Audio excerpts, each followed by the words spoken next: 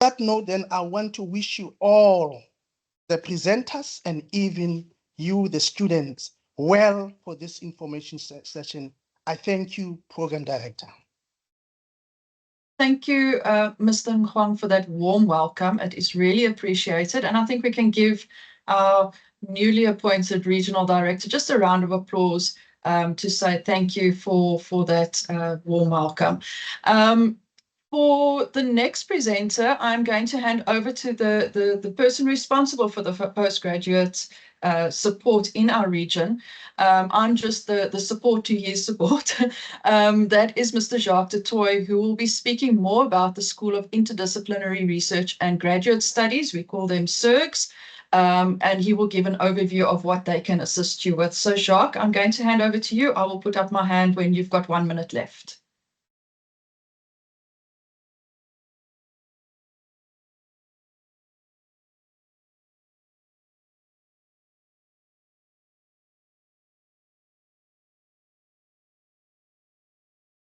Right, Bronwyn, I just want to know whether I'm audible.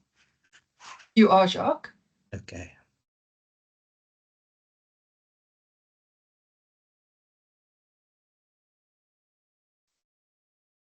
Right, so I'll start my presentation this evening. First of all, welcome to everyone. My name is Jacques de Tooy, and I am the academic coordinator responsible for postgraduate support in the region. And together in the session, unfortunately, Dr. Tony Magila can't make it this evening. But you've got myself, as well as Leslie Arendse that's here. Leslie, I just want you to give a shout out to the honors and postgraduate students because you're seeing them once a week. Yes, good evening, Jacques. Thank you so much. And good evening, everybody else. It's good to be in the session this evening. And to the students, the honor students who are in the session, yes, I'm happy that you are here. It is cold in Cape Town.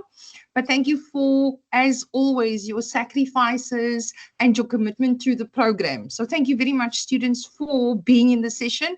I've been checking to see who is who in the zoo, as they say, and it's very, very exciting to see the commitment that the students are giving not only towards themselves, but of course, the commitment they've made to the program. So thank you, Jacques, and the background team for this. And most importantly, thank you again to the students. Thank you so much, Leslie. Right, so speaking about commitment, the UNISA Western Cape region, as well as the School of Interdisciplinary Research, as well as Graduate Studies, they provide focused support to honors degree students, as well as postgraduate diploma students. And part of the ethos or part of the philosophy is always to immerse students into the postgraduate research. I think once students make the leap or the step from undergraduate to postgraduate, it can really test your cognitive abilities. And when you enter the examination, whether you're writing it through coursework or through research projects, you need to familiarize yourself with what is needed because you are going to write some modules as well as do a research assignment. So we really would urge students, and therefore we will be opening the A11 laboratory that's going to be a postgraduate commons for students to have access to us, during office hours, I might add, as from next week onwards. And that is also to provide postgraduate diploma as well as honor students, with a voice or with a person to assist them to conduct responsible research. So let us just look at what is it that the School of Interdisciplinary Research and Graduate Studies offers. So they offer some wonderful research resources. They also have some wonderful podcasts as well as video casts and screencasts on meta theories, how to use theory and concept and models and the trends within and beyond the subject disciplines. And then they've got a whole site dedicated to videos on literature reviews as well as research methodology, including qualitative and quantitative and also mixed method research. And they also have workshops and sessions that is recorded. So if you can't attend it synchronously, um, they can provide you with links to their website for you to access recordings on how to structure and how to write up a research report. So part of this is also going to be illustrated and outlined by me this evening, just to show you how we as as researchers would think students or the skills that students would need in order to succeed in their postgraduate studies. The structure of their support is mainly online, because we do know that that the postgraduate students are the students that probably that there's a huge demography that's working, as well as those that live outside of the Cape Metropole. So for them, these recordings to access and presentations, and then there's also where you can come and see Leslie as well as myself if you struggle with your postgraduate research. They've got a lot of workshop research training workshops. In fact, this evening, Tony is giving a workshop, on Atlas TI, or I think he's giving it on developing literature reviews through the use of AI. And they've also got workshops on qualitative data analysis using Atlas TI, developing literature reviews, how to use Turnitin, and how to do quantitative research methodologies as well. And the important part, and I want to stress this, is to really prepare you as our regional director indicated, for lifelong learning, and to be a postgraduate, a lifelong learner, and to have your master's as well as a doctorate degree one day. So yes, so part of your research intent or your research scope would be to identify a suitable methodology, whether it's qualitative or quantitative or quant-qual or qual-quant. But there's also other forms of, you making decisions on what methodology or what approach or what principles or what technique is most suitable for your research. So they've got some foundational series that you can do, and as well as to assist you through the proposal and the design phase. There's a lot of events that UNISA also offer for the fourth level students, and that is your honors and postgraduate diploma students. For example, they've got the research methodology in Daba, they've got a postgraduate students showcase, they've got academic literacy symposium, and an interdisciplinary seminar that is continuous throughout the year. And then they also look at indigenous, so that's supposed to be indigenous epistemologies, where they look at knowledge systems and then ontologies linked to how do we actually know what we know. With that said, there's also some points of contact, because next week you will also receive a newsletter.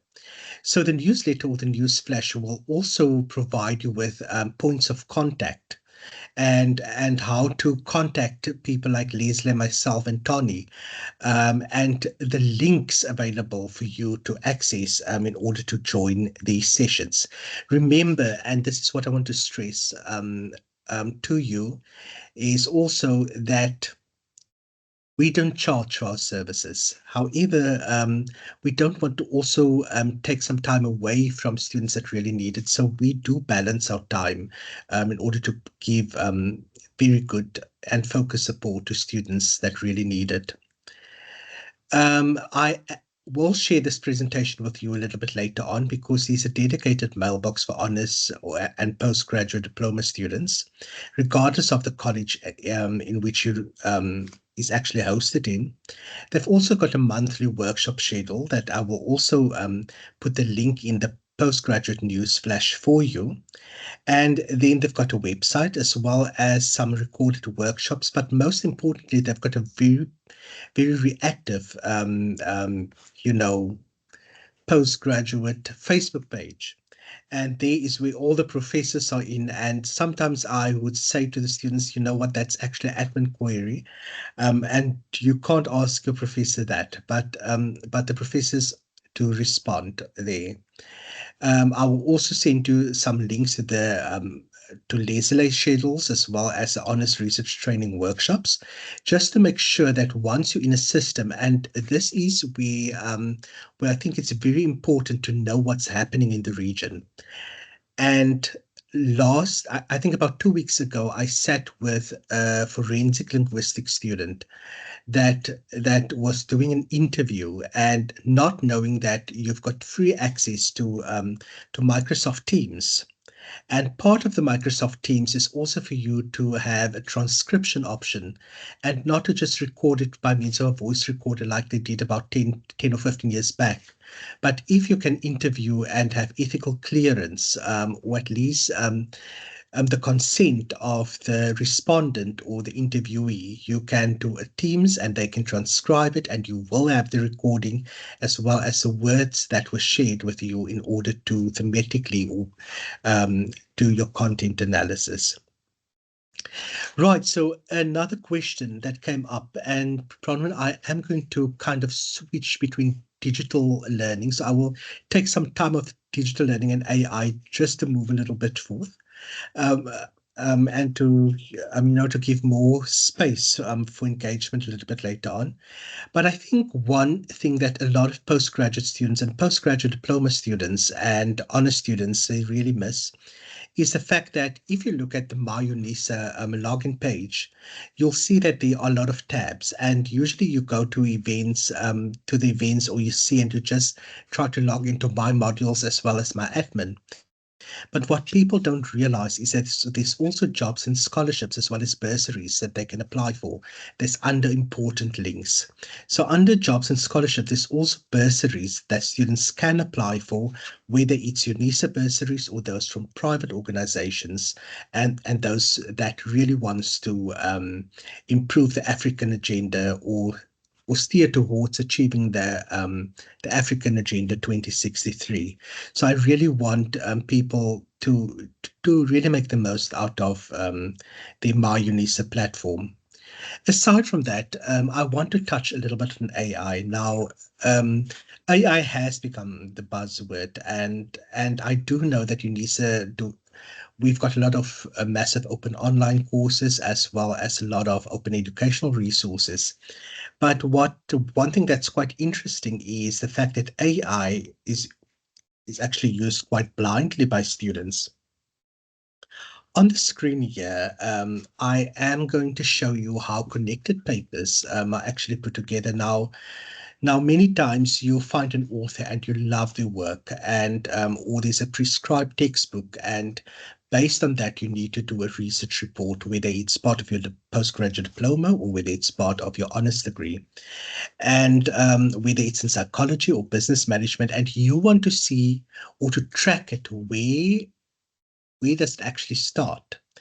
And I think that what connected papers are telling you is where it starts and what emerged after that. So this is one thing that I know that postgraduate students are familiar with, and I do know that I have. There was one student or two students that really wanted, to learn a little bit more on where these theories and epistemologies actually come from. So I will do a much more focused session on connected papers, and then also very important, and this is where I want you to understand the research ethics part of it, because remember, once you're in postgraduate diploma or once you're in master's courses or whether you're in honors courses and you do a research report, they are going to let your research align to research ethics. And a very good online training program is a TREE course that stands for the Training and Resources in Research Ethics Evaluation. Part of this course is also to introduce research ethics to you, and also how to evaluate, your stance. And it's continuously updated. It's being offered in English and French and German and Spanish and Portuguese, even Armenian and Swedish. And the first three courses, the first three modules are usually the most important when applying for research ethics based on your college. And for example, they want to make sure that you are not going to hurt people. They want to make sure that you are going to keep what is anonymous anonymous and not um, you know not bring people into trouble, basically. And there's not malintent um,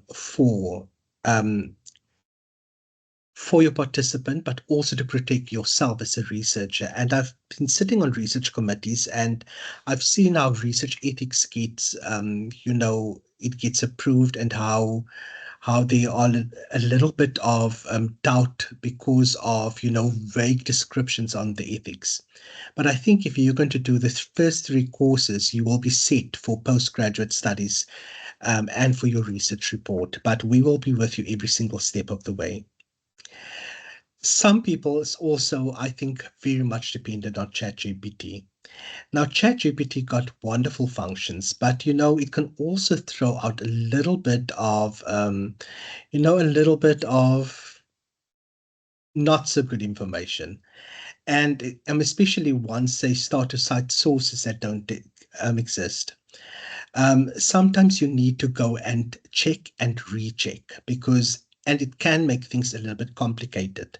My thing is just to say that when you start selecting sources, there's something that we call in linguistics, we call it principled eclecticism. And this is where you select those things that can really benefit, this particular assignment or this particular intent.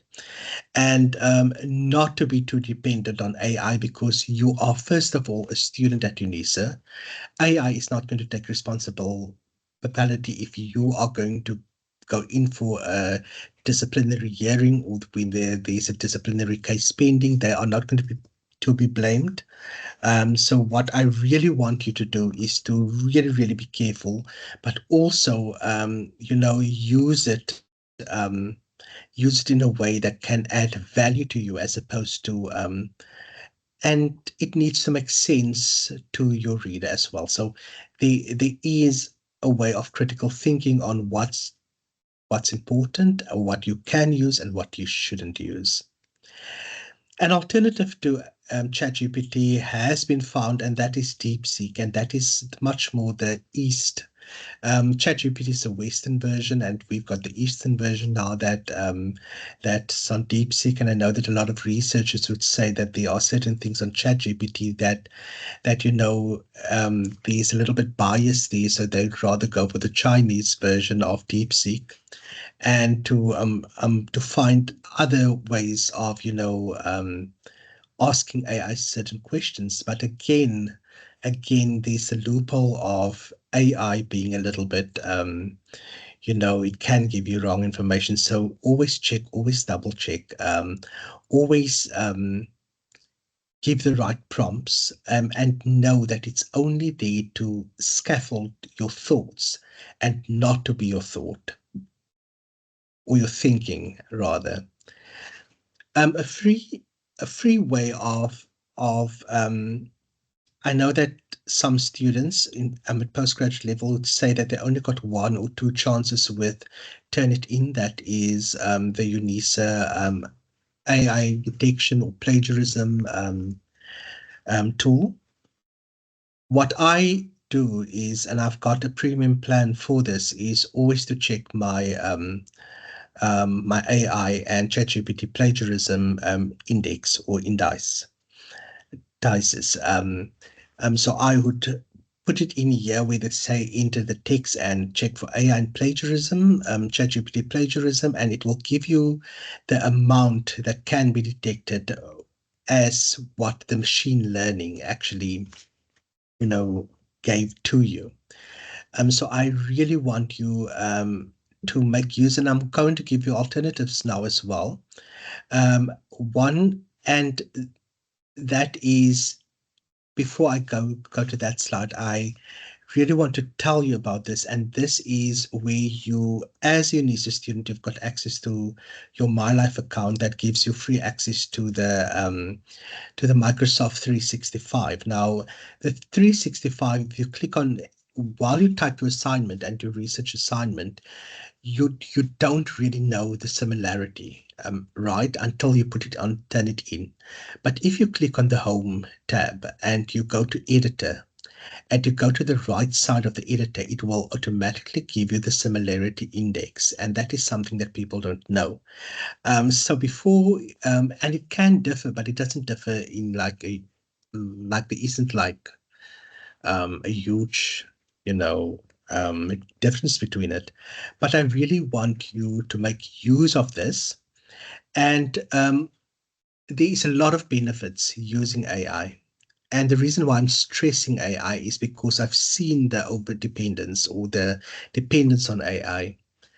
What we will be doing this year is also we will touch on UNESCO's recommendations on the ethics and of artificial intelligence. I know that UNISA is also busy with the AI policy, and it's particularly prevalent at postgraduate level.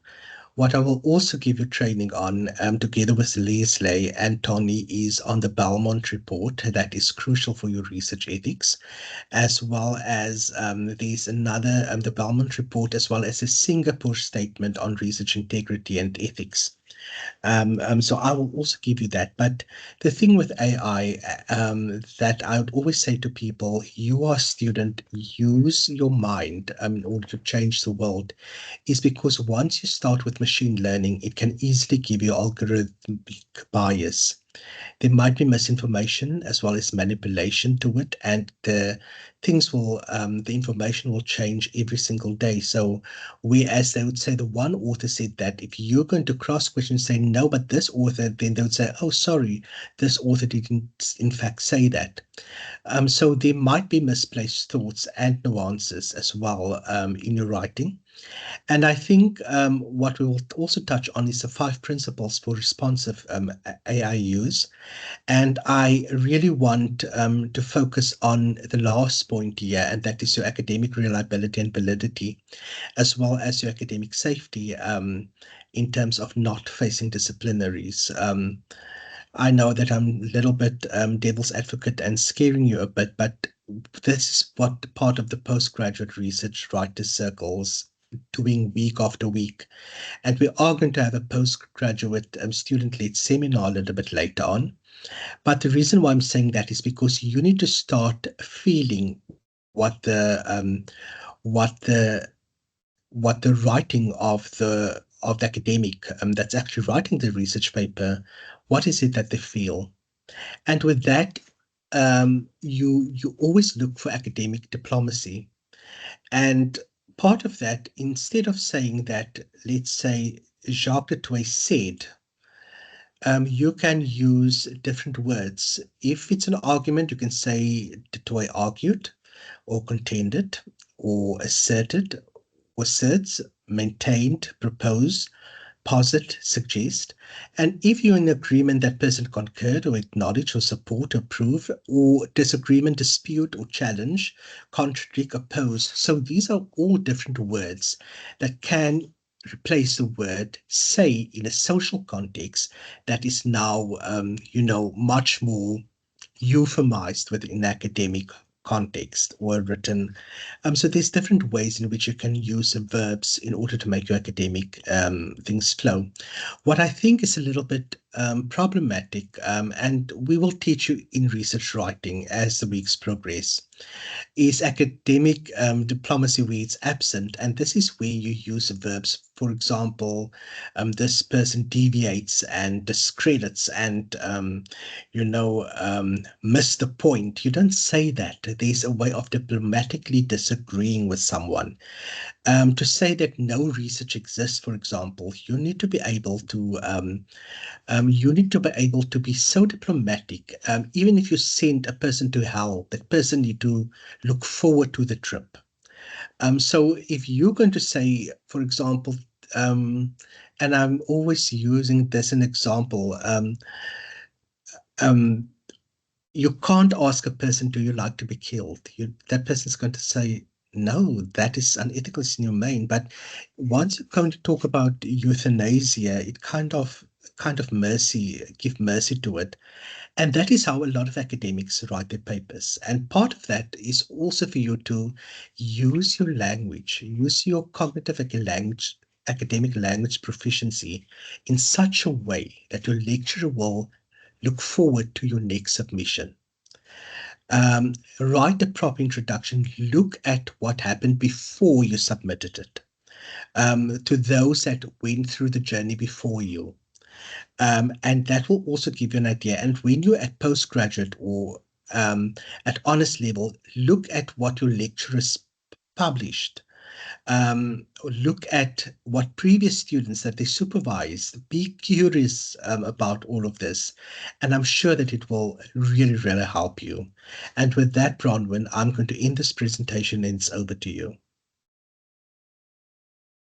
Thank you so much, Jacques. And there has been some comments from Maria and Abigail in the chat that are saying that this is super helpful, and it's the presentation is just adding to the I suppose the experience in what they're going to be using with all that information that you just shared.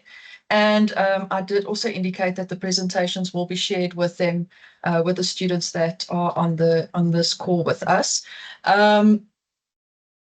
I am now going to hand over to Dr. Kanile, who is very, very passionate about the effective support for postgraduate students. Myself, when I was doing my master's degree, I really felt at many points, I just wanted to pull my hair out and give up, and I needed that support. So I do want to stress out to students that when you are feeling the going is getting too tough, that you reach out to Dr. Kanile and her team, because they are there to support you with your mental health during this journey as well. And also they have a series of workshops that can support you. So I'm going to hand over to Dr. Kanile. You have got until 5 minutes to 7. I will put up my hand when there is 1 minute left. Over to you, Doc. Good evening, students, and good evening, colleagues. Can you see my screen? Yes, we can, Doc. Now I'm trying to find a presentation mode. You in presentation mode? You can just go ahead. Okay. All right. Thank you.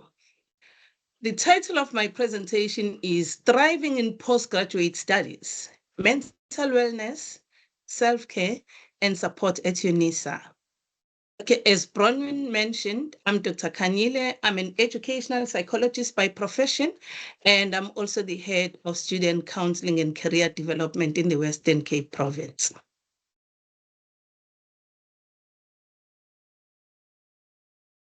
Okay. Students, you are now part of a small but powerful community. Students working towards postgraduate diplomas and honors degrees. You are balancing high expectations, big goals, and personal responsibilities, and it's not easy. So today, we are going to focus on protecting and strengthening your mental wellness, practical tools for managing academic pressure, and how and where to get support from UNISA. And you must always remember that distance learning does not mean you are alone. We are here to support you. Why mental wellness matters in postgrad studies. Postgraduate study is different from undergraduate work. It is more self-directed and emotionally demanding. I'm telling you, it's emotionally demanding. So mental wellness is about coping, resilience, balance, and maintaining a sense of meaning. Students who take care of their mental wellness perform better academically, emotionally, and professionally. The key message here is mental wellness is not just the absence of problems. It is the presence of practices that keep you grounded, focused, and healthy.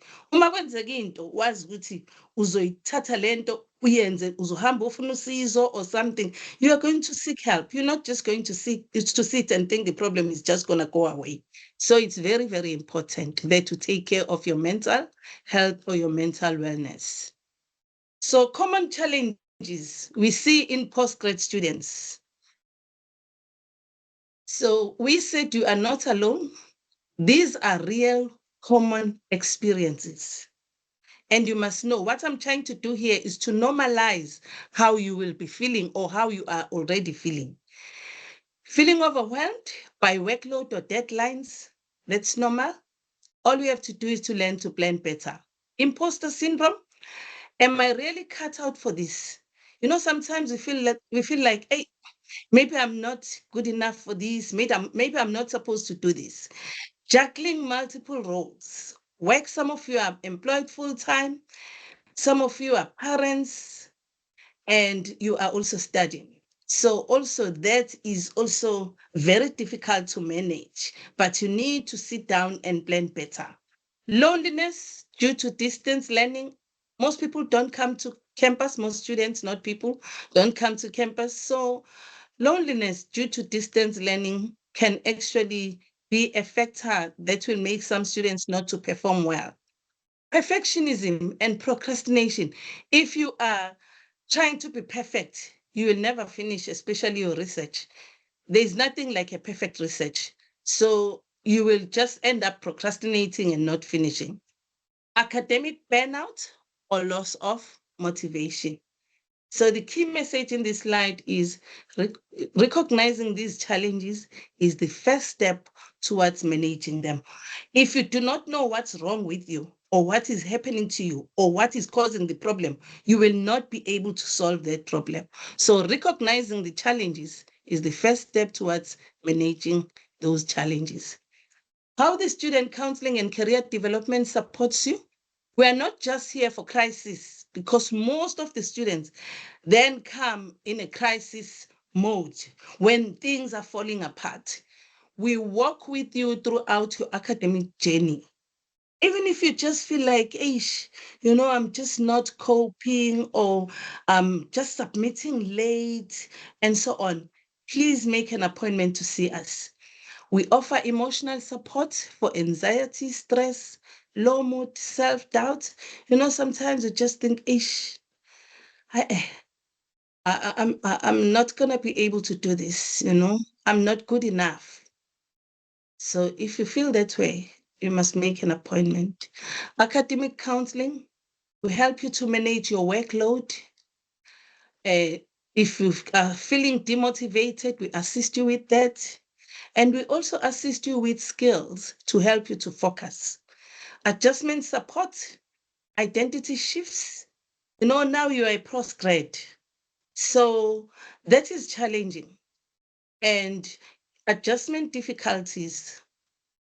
Some postgraduate students do experience adjustment difficulties, role conflict, you know, not realizing that you are now a postgrad and you need to put more effort on your work. Transitions, like maybe people do get married or some people have kids when they are studying, we can assist you with that. Career development, planning next steps, building confidence, and so on. Just to know where to from here, please note our services are available both in person and also online. Mental wellness and self-care. You do not need a full day at the spa to practice self-care. Hey bakithi, akekho ozokwenzela u-self-care, uzozenzela wena. Self-care. That's why it's called self-care. Number one, the stop technique. You know, when you're feeling overwhelmed, you stop, breathe, you observe, and then you proceed. And also, it's important to set goals for each and every day, to set goals for the week, to set goals for the month, and set goals for the semester. But the key is they must be SMART goals. What do we mean by SMART goals? They must be specific, they must be measurable, they must be achievable, they must be relevant, and they must be time bound. I will actually run a workshop on SMART goals, on setting SMART goals. Time blocking is also very important. Allocate set times for reading, for writing, for resting. That is proper planning. You know, if you don't plan, you are planning to fail. You must plan for each and every day. So body and mind basics, please sleep for 6 to 8 hours every day. And movement is also very important. You walk, you stretch, you dance. All those are parts of self-care. You play music if that makes you happy. Your hobbies, you know what your hobbies are. And laughter is the best medicine. Connection, connect to your family, study groups, the members of your study groups. Some people love their pets, your faith. Those are also very important. The key message is you cannot pour from an empty cup. You have to take care of yourself. The power of study groups in distance learning and in postgrad. Even though you study remotely, you don't have to feel isolated. Study groups equals academic and emotional support. You have people to support you academically and emotionally, because they will help you to clarify difficult content. You can share resources with the members of your study group. You can stay accountable, because if you make an appointment to meet at a particular time, then if you're not there, you're disappointing the members of your study group, and your study group will fall apart. And the study group keeps you motivated. You can use WhatsApp, MS Teams. Some students also find peers through my modules discussion forums. The key message: community is a form of self-care. When should you reach out for help? When you feel stuck, when you feel demotivated or emotionally drained. You feel demotivated when there is an assignment that is due on Friday and you haven't started, you are just sitting, doing nothing. You must know you are now demotivated and make an appointment to see us. If you are struggling with focus, sleep, or balance, if you need someone to help you organize your thoughts, maybe you're not sure what you are doing, whether you're doing the right cause, and so on.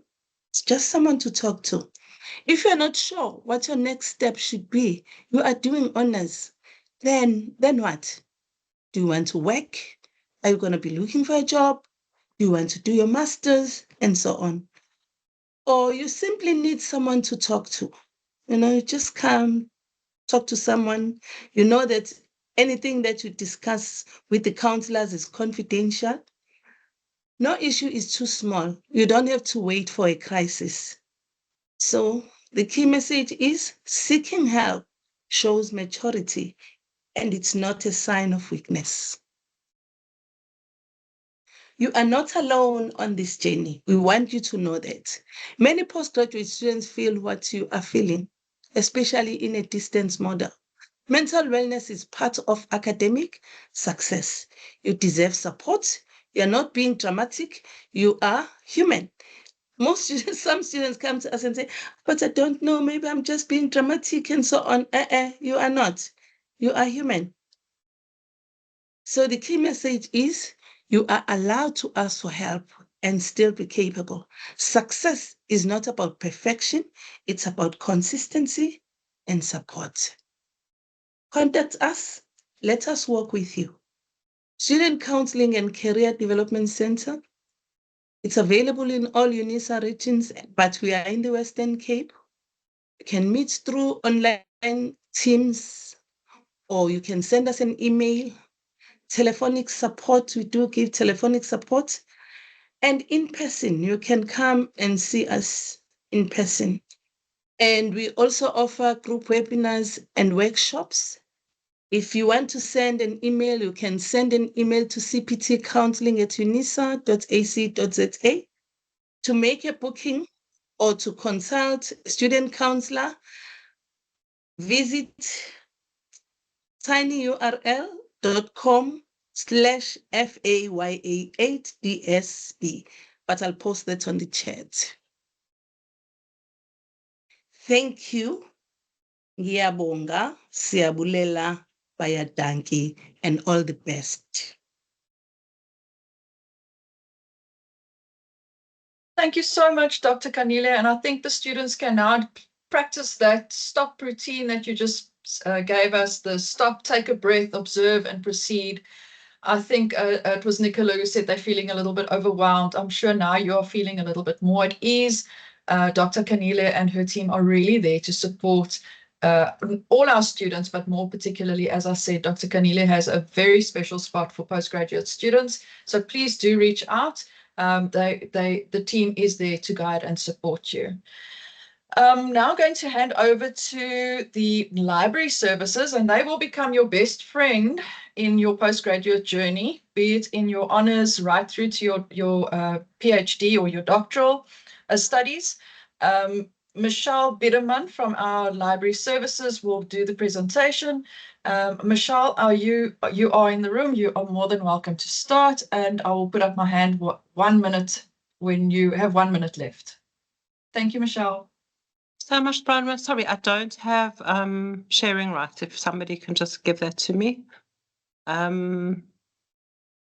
But good evening, everyone attending. My name is Michelle Biederman. I am a librarian at the UNISA Western Cape Library. I know that you're all postgraduate students, and I've decided to, rather than going through the same old of the library webpage, where it is, all the services there, I'm just going to put links to all of that into the chat when I've done my presentation. Instead, I'm going to introduce all of you to Google Scholar, and I'm going to show you how to use it to maximize your research capabilities, especially when it comes to something like the literature review, or even if you're just doing some basic research. I'm sure you're all aware by now that you are no longer undergrad students where a lot of your resources are given to you, or the links are given to you. You're now expected to find your own resources, and it sometimes is a challenge. I know that there are some courses where you possibly may have just had multiple choice questions for most of your undergrad career. You weren't expected to answer essay questions or to do short answers or longer answers. So I'm going to take you through Google Scholar, which I find very easy to use. There are a lot of wonderful features on it. And I think the one thing I want to stress is people often ask me, but is this not Google? Am I not going to be penalized for using Google? Am I not going to have access to journals that are unverified? And my reply is, we are going to be linking our Google Scholar to the UNISA databases, meaning that anything you find on Google Scholar is coming directly from UNISA and the resources that they pay for. So with saying that, I'm going to share my screen, and I will just ask Bronwyn to tell me when it is visible. It is visible, Michelle. You can go ahead. Fantastic. Okay, so this is what Google Scholar homepage looks like. If you're not sure how to get there, you can Google your Google Scholar, and this is what you're going to find. So we're going to start off by connecting our Google Scholar to the UNISA database. We are looking for these 3 lines at the top left of our page, and when we click on it, we are going to look for our settings wheel. Once we click on the settings wheel, we are going to be looking for our library links. And when the library links opens, we are just going to pop University of South Africa into there, and we are going to search. Okay, so you're going to choose the top 3 here. I tell students normally to avoid this one at, near the bottom, because you see there's no link for full text. When we don't have a full text link, it means you may just be given a link to a title, which isn't really going to be helpful. And then obviously we are not students at FIT, so we leave that one, and then we'll save it. So now any resources that we find that are available are coming straight from UNISA. So let's use some basic, I'm going to do some basic search now. Let's choose, I think last time I used archival practice. Okay, so let's have a look at the top here. We've got over 2.5 million results. in 0.13 seconds. But let's agree that we don't need that many results, and there must be a way to trim these results down to something which is more relevant to what we're looking for. Obviously, this is just an example. I'm just showing you how you can narrow your search down. So the first thing you'll see over here in the left-hand side is your date range. So depending on what your lecturers ask you for, I normally go for the last 10 years. That is what a lot of lecturers want. Some only want the last 5 years. Then you will just adjust that to 2020 to 2025, and then we're going to hit search again. And you'll see that our results have gone from millions to just under 18,000. If we have a look here, anything that pops up as a PDF on the side here, these are journal articles that are available from the UNISA databases. When things like this book pop up and there's no link, it means unfortunately it is not available on UNISA. But you'll see at least half of the results that you find are going to be things that will open. I'm just going to show you how to further narrow down your results. We're going to come back to our 3 lines at the top, and you will see second from the bottom, we have advanced search. So here, this is where you can really get into the meat of your topic. So first of all, this is our original search term, which is archival practice, and then we can have the exact phrase. So I'm just going to use the one I usually use, which is South Africa, because that's narrowing it down to a certain geographical area. But obviously you could narrow it down to any particular subject that you are doing. Then you have these options with at least one of the words. You have the option without the words, and then you could also choose where your words occur. So if it's anywhere in the article, it's obviously quite broad. In the title of the article is making it incredibly specific, but if that's, what you choose, and that is what you will click on. Then we will click on our magnifying glass. And so now these are more specific to what we wanted. So the first one that's come up, I'm just going to use for our example purposes for this training. So let's assume we're using this for our research. So the first thing we want to do is we want to have a look at it. We do not click on the title. You'll see on the side here, there's the PDF. We're going to click on the PDF. And this sometimes opens directly into a PDF. If it doesn't, you're going to just have to hunt around on the page. And here we go. Here's View PDF. If you are asked to log in, please remember it is always your student number and your MyUNISA password. So here we go. Our PDF has downloaded. And then obviously, if you come up to the top, you'll have the option to download. Now, that's not the end of the information on Google Scholar. Within this particular entry, there is just so much information. So the first thing that you can do, we're going to start on the far left at the bottom here, is save. If you click on save, this little thing is going to pop up. I'm going to save this to the library that I've created called Student Research. And then I'm going to click on this. When that happens, if you go to the top right-hand side here, you'll see there's something called My Library. So basically, it's now going to be saved in the space called My Library. And if we click on it, you will find it. So this is very handy if you happen to be doing some research, but you just don't have time to read a particular entry and you want to come back and have a look at it. So it's a good way to save things, because sometimes you are in a hurry and you end up missing things which you may want to read at a later stage. Sorry, I'm busy plugging my laptop in because obviously now the battery decided to start dying. Okay, so the next thing that we're going to have a look at, I'm going to go back to our search. All right, so over here we have our site. So if you click on this, it's going to bring up all the different citation methods. And then you can click on it and you can use it for your bibliography. I'm sure by now you know how important it is to reference correctly. So this is quite a good help because it allows you to capture all the basics. I always tell students to go back and check your style guide. Just make sure that your full stops and your commas are in the correct place. If you use something like RefWorks or EndNote, it will also export it directly to your reference management system. Okay, the next little entry here says cited by.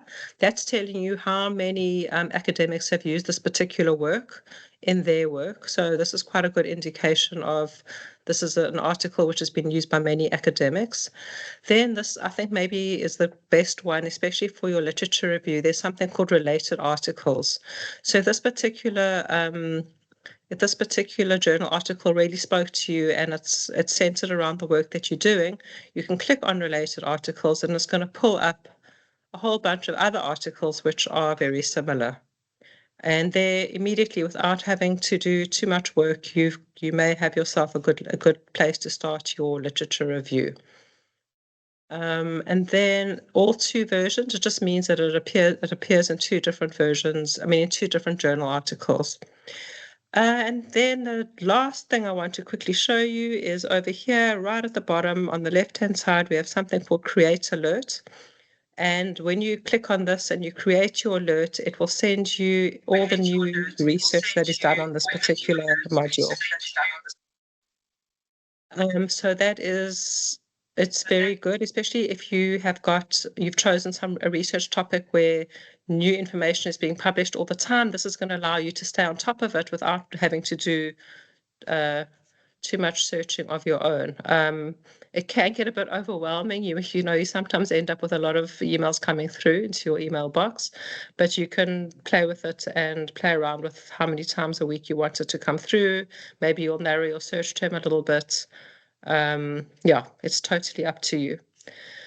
So that is my presentation on Google Scholar. I have kind of bypassed the library webpage because I feel like we've done that to death by this stage. But I'm going to show you I'll drop down everything into the menu. Sorry, I do see that there's a message about the Saldanha Bay Mobile Library no longer visiting Saldanha Bay. I will say that Saldanha Bay Library is one of our public partner libraries.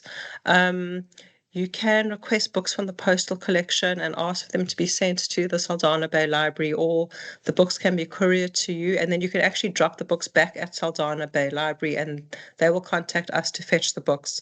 But having said that, I'm pretty sure my time is nearly up, but I'm going to put links to all of the stuff in the chat, if that's okay, Bronwyn. Not a problem, Michelle. Thank you so much. You actually do have 2 minutes. Perhaps just show the students where your training schedule is, because there is vital information that you share there as well. Okay, so let me come back to my screen. I'm just going to go to the library homepage. So I will put a link to so on the library homepage, this little square on the far left-hand side is the library guides. And if you scroll down, you will find the Cape Town Branch Library. And this has got all the information about our library training, our opening hours. I would just like to note for all of you people in Cape Town that our extended hours have started. We're open on Saturdays from 8 o'clock until 1, and on Tuesday and Thursdays we're open until 6 o'clock at night. So if you are looking for some after hours library, please come and visit us at those times. And then on one of these tabs, you'll find here is our partner libraries. It's got all the information about the partner libraries, the municipalities, which libraries are affiliated with them. And then up at the top here are the partner library information, what kind of services you can expect. There is also a tab here for library training, postgrad training, and then our new books that come in every month, you'll see at the bottom. There is a recording of the Google Scholar training here under recordings of library training. Yeah, so this is a good place to start if you are looking for some basics. And I'm just going to pop this into the chat.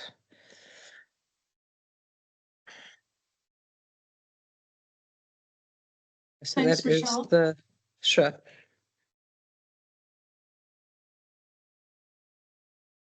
Are you done with your presentation, Michelle? Yes, I am done. Sorry, let me stop sharing. Okay, not a problem. Thank you so everyone. much, Michelle.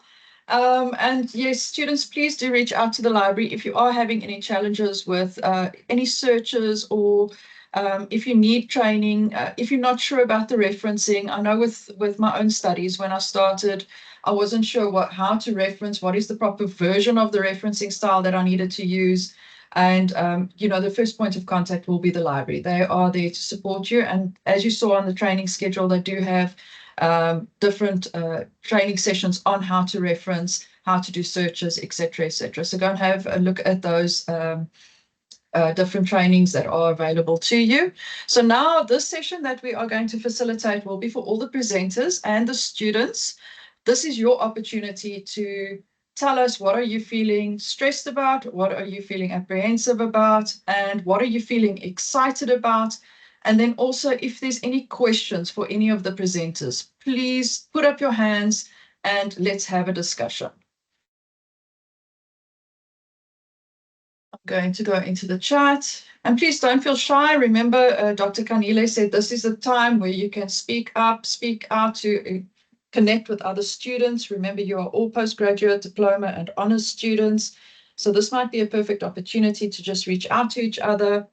And, this is also a platform to connect. So please raise your hands. I see some are putting it in the chat, but if you are prepared to speak up, please just raise your hand or unmute and you can go ahead.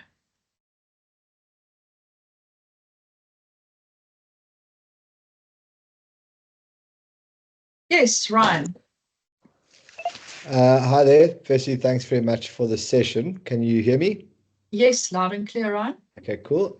So I did put it in the chat there, but I'm actually a teacher as well at a school, and I use AI detectors, and because the kids at school want to use AI and all that, but we sometimes get these cases with AI detectors with the false positives, and it becomes quite a sort of nerve-wracking thing for us now as students, or for the students that I have, with the fact that while you are you're obviously trying to use technology with in the correct manner and with authenticity and all that, but then I've put through certain things through AI detectors where it's been mostly human work and it comes through as AI because it's been done in a particular way.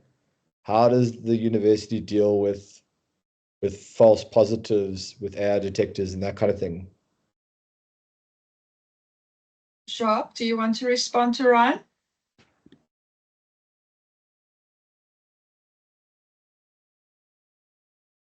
Hi, Bronwyn. Sorry, I was muted there. What we do refer that to SIRS. So I will ask them that question. But you are most probably asking about what undergraduates or school is related to postgraduate or in general. I'm relating to postgraduate now because I'm doing my honors in psychology. Okay. So I'm busy working on, research assignments, etc. And so I'm actually trying to not use technology, or basically as little as possible, and basically not even touching on AI, because the worry is so much along the lines of false positives and That's true. That's true. so you say you can use it with integrity, and then you're allowed to use 10% or whatever the percentage is, but then you use a little bit of it, and the worry is that even that little bit that you put in or that you use to help you with whatever, like finding a bit of information or a scaffolding, then when it gets put through the Turnitin program, you've done most of the work on your own and you've had your own thought process, but then it comes through as like a false positive, or it says now suddenly 60% or 70% AI.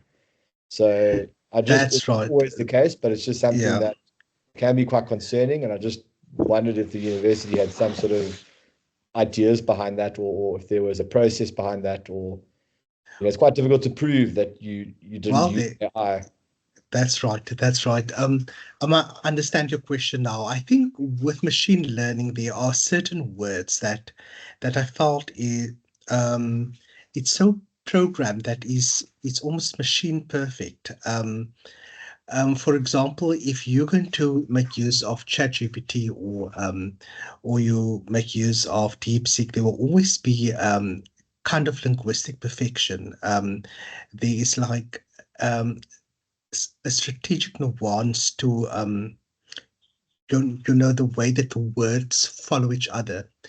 And what I do know, and I've spoken a lot with the not with colleges per se, but to the Turnitin office, and they don't make just use of one type of AI software package. They make use of several, and I think if you use something like Copilot that's integrated to Microsoft Word, or you make use of a spell checker, it can also be seen as AI.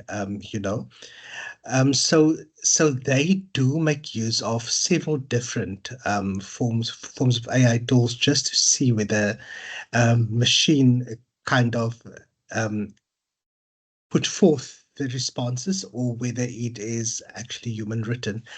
And there are some lecturer discretions where some people just have a very very good command.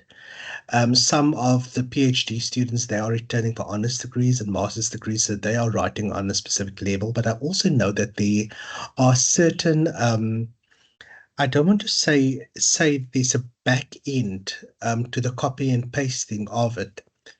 When I lectured at one point, and I lectured first years, there was a student that just got perfect overnight, and literally overnight. Um, where you can easily see the way that it was copied and pasted, the columns linked to that. But I think it is just for you to safeguard yourself to say, you know what, I've done a check in terms of my grammar using AI, as long as you declare it. Because there will be, together with there is a plagiarism declaration that a lot of colleges used to put in the editorial letter 101s. There's also going to be one for AI where you acknowledge what AI tools you used, as long as you acknowledge that. I'm also moderating for the Nelson Mandela University. And the fourth years in mechatronics, they also sign that declaration and also indicated for what purpose they use it, just to make the academic process a little bit more sound and just to lean a little bit more of integrity to it. So I don't think you should be that worried, because it's always the discretion of the lecturer. And if you know that it's your own work, you can justify it, and you sign that the AI declaration, I think you don't need to worry a lot about things. Cool. Thank you very much. Appreciate that. Thank you. Okay, welcome. Jacques, if I can also just come in there, Ryan, I've just consulted as well. Turnitin, what the academics use, we use Turnitin to check for similarity index. So they can't really check the human versus AI detection, but rather they check for that similarity index. And as Jacques has mentioned, the academics are becoming so au fait with how the students are writing. They can see when it's not your own voice because of those common words that are found.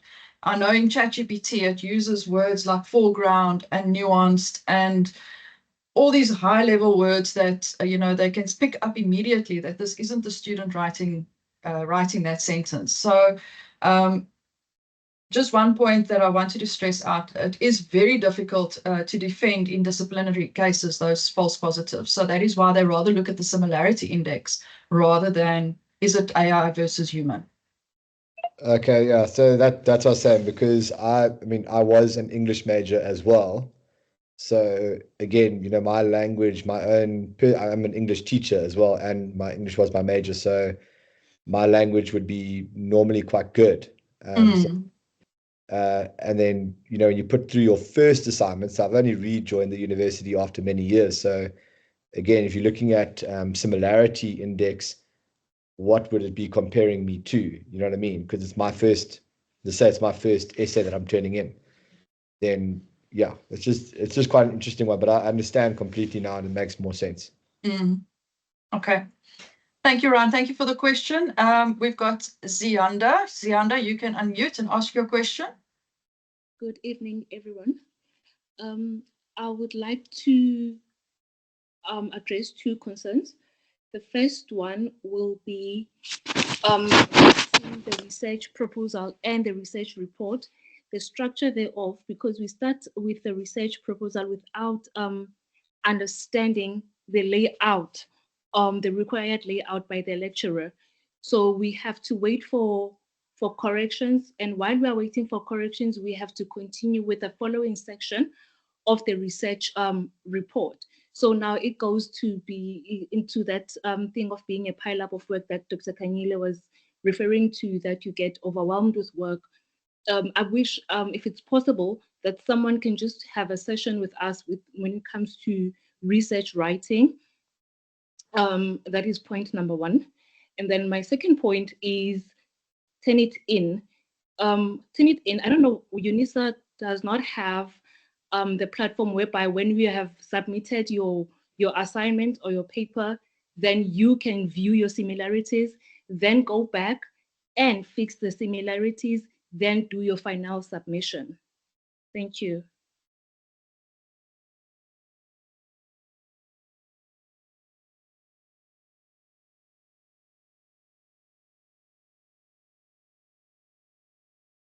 Thank you so much for that, Zianda. Jacques and Leslie, do you want to respond to the question?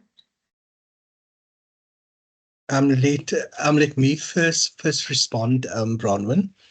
Yes, I know for Turnitin these you know, this limited number of times that you can actually submit.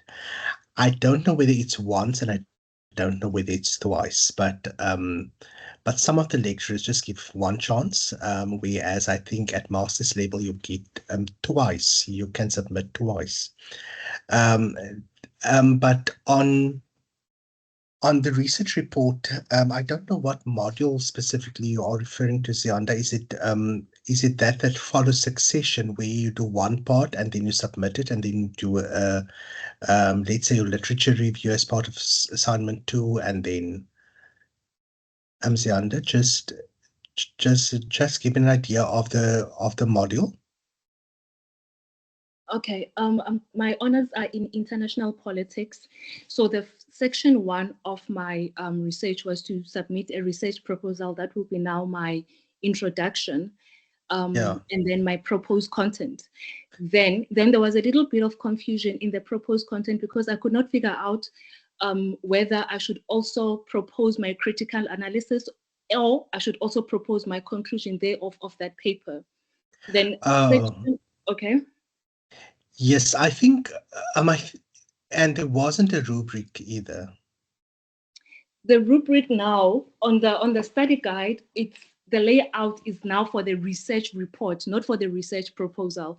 Hence now where the confusion came about as to what is the actual layout of the proposal. Okay. Can you perhaps send me an email, Zianda, because I do know that for some lecturers, if you look at business management, they're very structured. Where they would tell you they're looking for introduction, they're looking for the research aim, objectives, the research question, you know, and a short literature review. Some would indicate that, you know what, they want at least for you to have a literature review to start off. So I just need to look at the research question, the assignment question rather. So if you can just send your tutorial letter 101 to my email address, and I will just put my email address. You can also send it to CTNTUT, and then I will get it tomorrow just to follow up with the lecturer. Okay, will do. Thank you, Jean. There we go, Zianda. Thanks so much, Zianda, for the question. Is there any response, Leslie?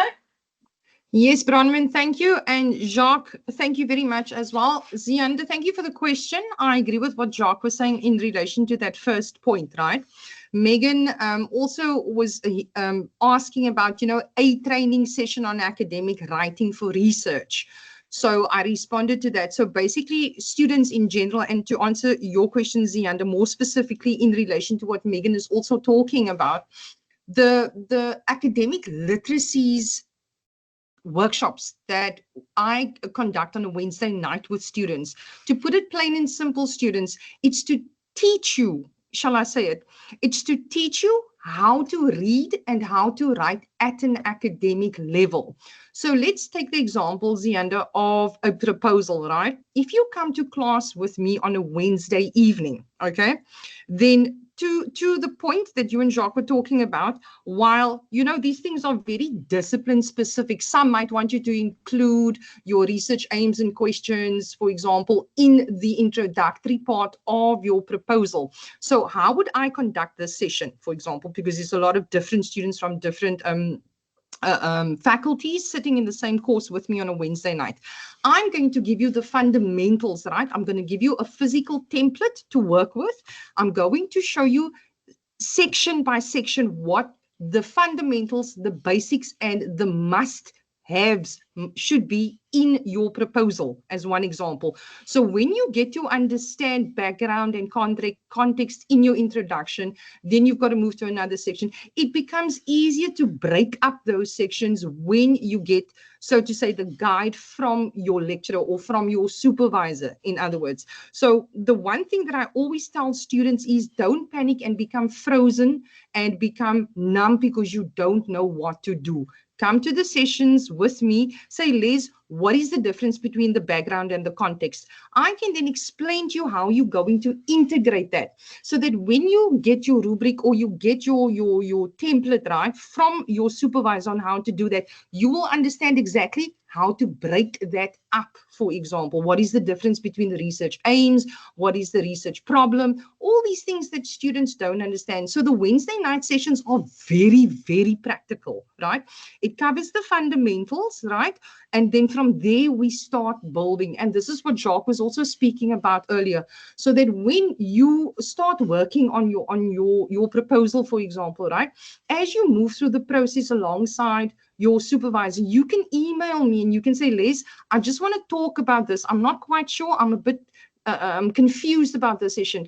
Part of the consultations that I offer is also just to help you think through things, right? Besides the academic literacies. So I can't cover the content, but in terms of the order, the structure, the coherency, the logic of something, the way it's supposed to be laid out, I can most definitely and confidently give you insight on this. So it's the same like with the literature review. Students get concerned. I don't know what to do. What must I put into the literature review? And I can give you examples. I can give you templates, tips and tricks on what the fundamentals of a literature review is, but then move into giving you physical examples of what is the difference between a thematic literature review, for example, versus a chronological literature review. Do you see what I'm saying, Zianda? So I encourage you students to come to the sessions on Wednesday nights with me because we can't have, I don't want to say it is impossible to have one training session on academic writing. I believe firmly, and I'm sure other academics will agree with me, that academic writing is something that must be nurtured. And so you do it slowly, I almost want to say. You've got to put in the work. There isn't a once-off session that fixes everything and suddenly you come out of that, the most amazing writer. You come to a session, you learn how to write an introduction. Then you move to how do I write a paragraph? How do I make all those paragraphs coherent in a research paper? How do I tie my conclusion to my introduction? How do I reiterate my thesis statement in my conclusion so that it makes logical sense? Those types of stuff. Zianda, I hope I'm answering the question. So I'm trying to encourage you students to come to the sessions with me on Wednesday night and make use of the consultations that I can offer you, because writing is a skill. And I always say, thank God it's a skill, because it means it can be learned through nurturing and guidance. Thank you, Bronwyn. Thank you so much, Leslie. And I think that really does answer Zianda. And I think it was also Nomfundo in the chat that were just needing some support in the academic writing. So I have pinned this post that the Honours Academic Literacy workshops are every Wednesday from 6 to 8, and there is the link to join as well. So if you have joined directly with your UNISA credentials, you will be able to go back on this chat.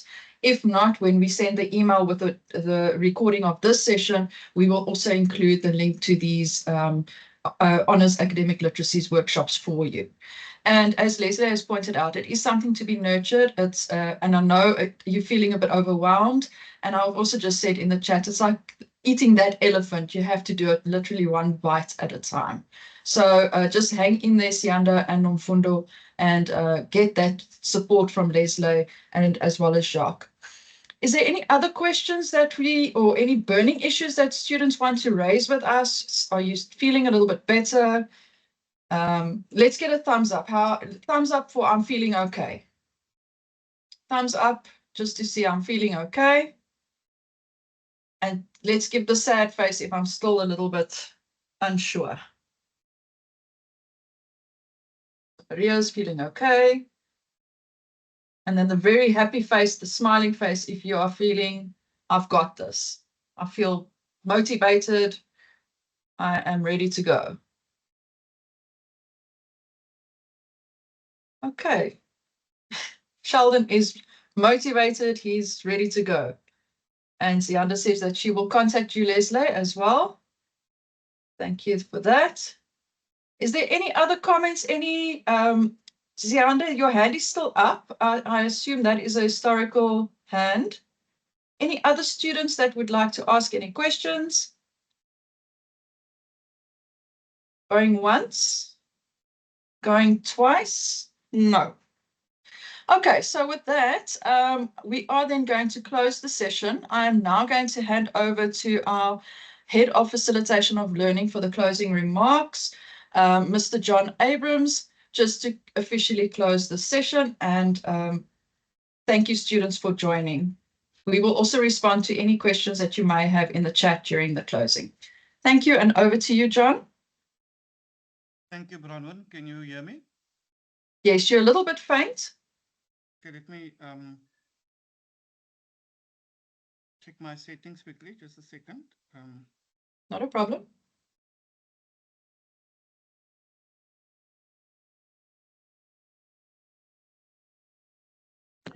Okay, can you hear me better now? Yes, much better. Okay. Good evening, students, and good evening, colleagues. And thank you for joining us tonight for this information session on how we as a region can support you during your study journey as an honors and postgrad diploma student. I think I want to start off with what the tone our regional director said when he said that we want to support you throughout this journey so that you remain with UNISA. And I think that was also echoed by Jacques to complete your PhD studies. And so hopefully our support will encourage you to continue with your journey as you embark on this postgrad study journey. I also want to thank Jacques, who has given you an overview of the kinds of support, not only in the region, but at other support departments that you can also rely on, and the kind of support that is available within the region. We are at your doorstep. Regional offices have been established to take the distance out of the distance education. And so you need to make use of us in the regions. I always say we in the regions are paid to be of service to you as a student. So whether it's walking to our campus, whether it's telephonically, whether it's on email, whether via MS Teams, please make use of our services. Then I also want to thank Dr. Kanile for her presentation on how you can be support effectively, how you can actually look after yourself. She spoke about self-care and the importance of self-care when you are studying. And so thank you for that encouragement. And please make use of our counseling services during this journey. It can become sometimes lonely. It can become sometimes difficult. But remember, you're not alone on this journey. There are people who are ready and able and willing to support you. And then thank you to our library colleagues who've taken you through the importance of correct referencing. I think something that came out for me strongly is the correct use, the ethical use of AI, and so that you can actually empower yourself on how you can ethically use the AI to support you through your journey. So thank you to our library colleagues as well, and then thank you to Bronwyn, who has so efficiently directed this program tonight. And students, in parting words to you, I would like to encourage you. It's cold. It's winter. It's getting more difficult to put in that extra hours or extra time. I want to encourage you. Stay motivated, and please remember that you are being supported. We are here to support you. May God bless you, and all of the best on your study journey going forward. Thank you, Brahma. Thank you so much, John, for that, the closing remarks and the gratitude that you have shown for the students foremost, and then the staff that supported them along this journey. And also to the students, again, I'm just echoing what John has said. We are there to support you, and we want to see you do very well in this postgraduate journey that you have taken on. It is your start of your postgraduate journey. You will be doing a master's, you will be doing a PhD, and if we can be the foundation, as Leslie mentioned, just to give you that foundation and nurture you in this journey, it will be, then our job is done. So thank you with that, and I now officially close this session. Thank you, students, and good night, everybody.